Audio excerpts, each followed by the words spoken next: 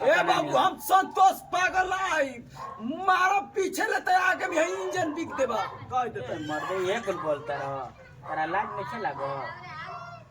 बतावा हो कुल कते बड़ा तू का बाबू ठीक हवा ना हाँ ठीक नहीं मेरा रुआ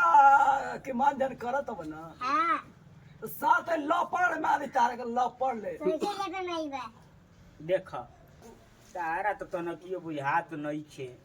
शादी करब कि ना सही जवानी हमारा करकराता तारा बुझात तनकियो शादी बियाह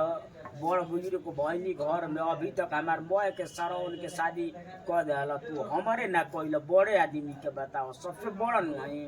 सार बड़ हो तो बड़ निहर मर्डर तो होके चाहिए ए मर तू हमार जान तरह हमार तू किडनी खराब हो देबो बोलाओ ए बाबू अब तारा चढ़ते बुझाता हमार पुरान का बहुत सिर के मैं नस नस ढीला हो जी हमारा के तू जिए ना देबो तू जान तरह संतोष पागल तू बना देबा हमारा के तू ए बाबू हम संतोष पागल आई मारो पीछे लेते आगे भी इंजन बिक देबा कह देते मर्दे ये कुल बोलता रहो तारा लाज में छे लागो बतावा हो कुल अपने चाय में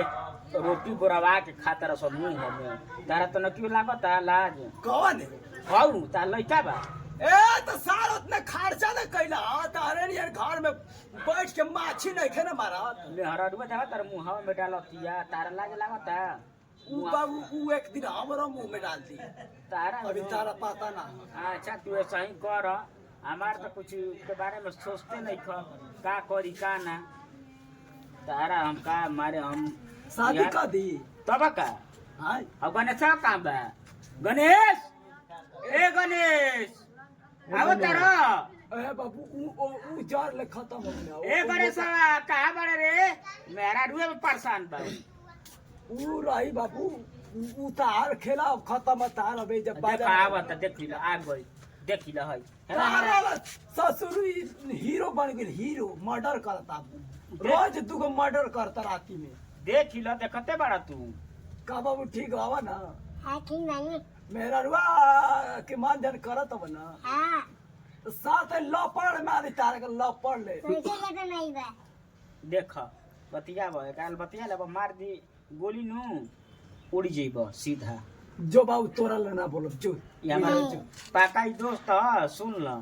तारा के जो है मरलस ई हई मार दी सारा तारा का